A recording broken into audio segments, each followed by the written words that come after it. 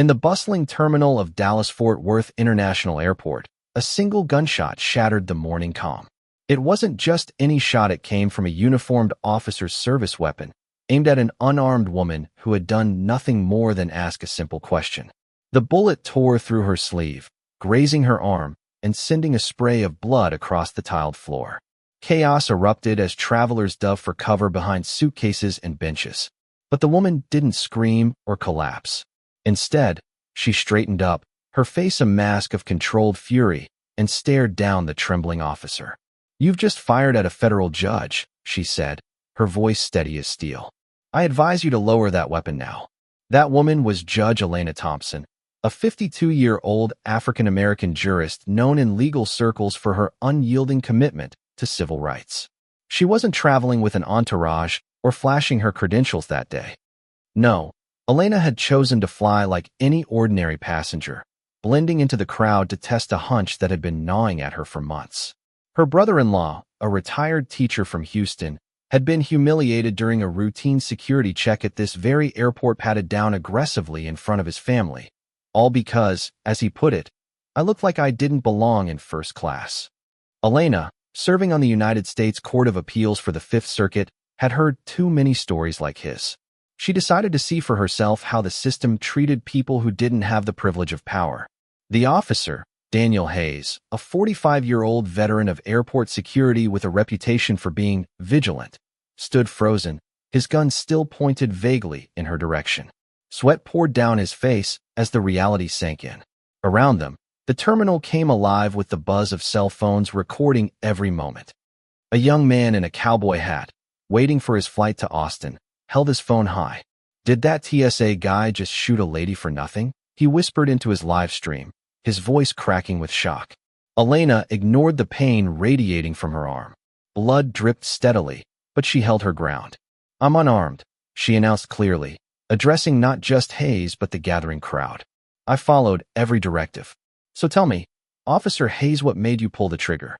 Hayes stammered, his eyes darting wildly. You reached into your coat too fast. It could have been anything, a knife, a bomb." Elena slowly raised her uninjured hand, revealing a wrinkled boarding pass for a flight to New Orleans. This is what scared you." From behind the metal detector, another agent stepped forward.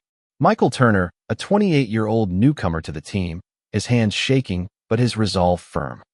"That's not true," he said, loud enough for everyone to hear. "I saw the whole thing." She didn't lunge or argue. She just asked why she was being pulled aside, and you drew your weapon before she even finished speaking. Hayes shot him a glare. "Turner, shut your mouth. That's an order." But Michael didn't back down. He tapped his wristwatch. "I've got it all recorded.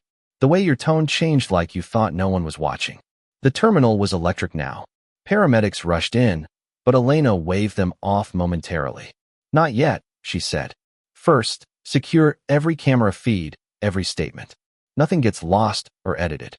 Her supervisor, a grizzled man named Edward Larson, arrived breathless. "What in God's name happened here?" Hayes jumped in. "Non-compliant passenger. Aggressive behavior." Michael countered.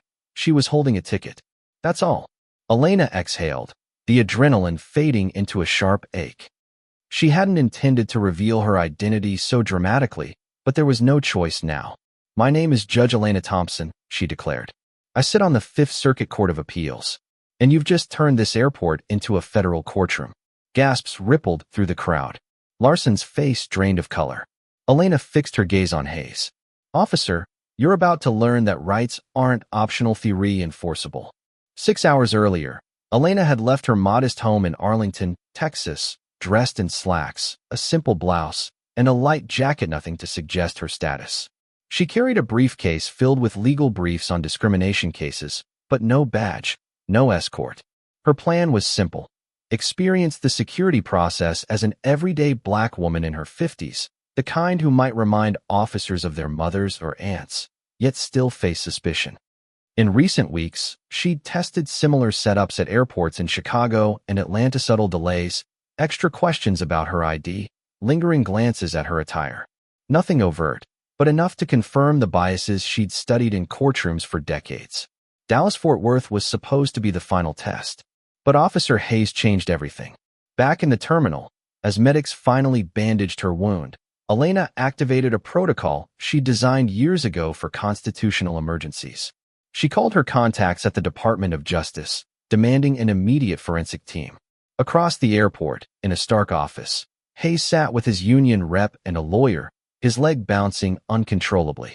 "I didn't know who she was," he muttered. "She acted like she owned the place." The lawyer sighed. "That's the issue.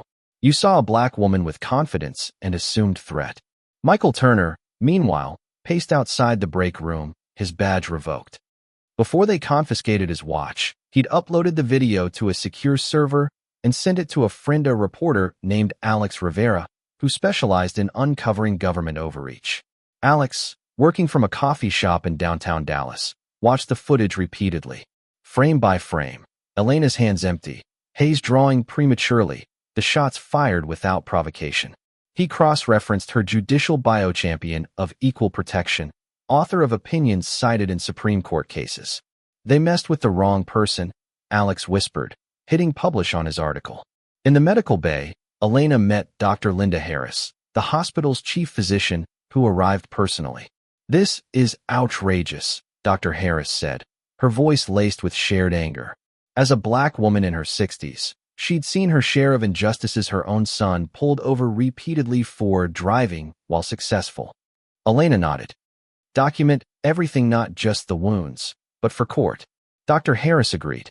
"You're not just healing, you're building a case to fix this mess."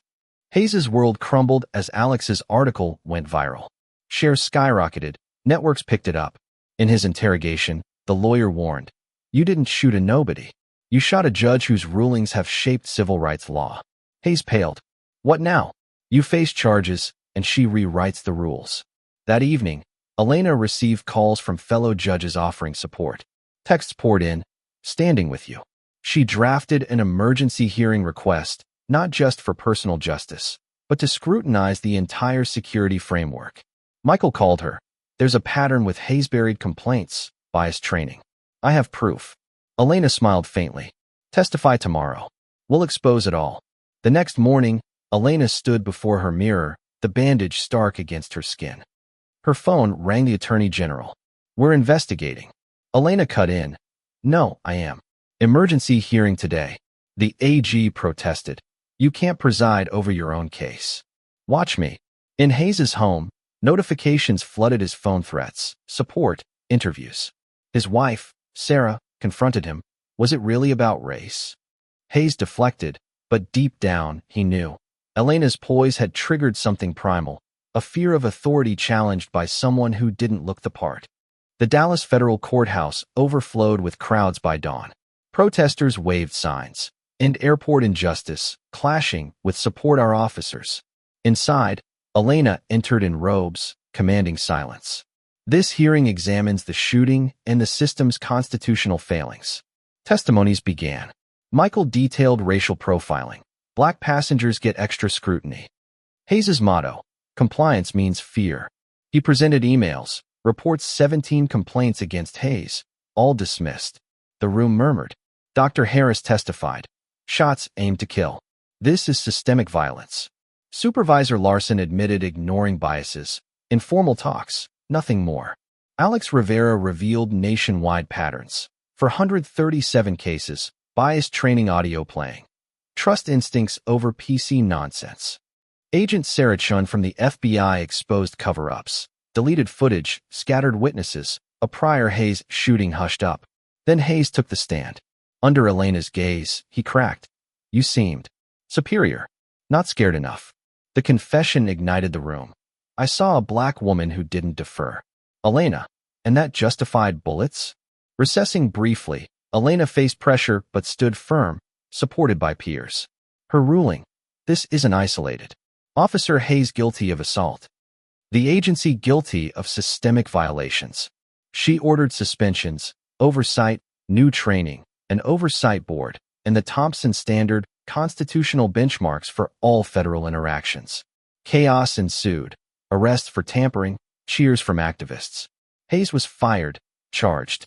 Michael joined the FBI. The Supreme Court upheld it 7-2. Months later, Elena resigned to advocate full-time, receiving the Presidential Medal of Freedom. Airports changed. Respectful checks. No fear. Elena flew through DFW again, greeted warmly by a new Agent Michael's sister. "Thank you," she said. Elena nodded. The real win. Everyday people safe, biases challenged. Years on, the Thompson Standard endures, a testament to one woman's stand against injustice. What do you think about the themes of violence and injustice in this story? Share your opinions in the comments below. Do you believe systemic change is possible, or are we doomed to repeat history? Take a stand and express your views. I'd love to hear from readers over 50 who have seen these issues evolve over time.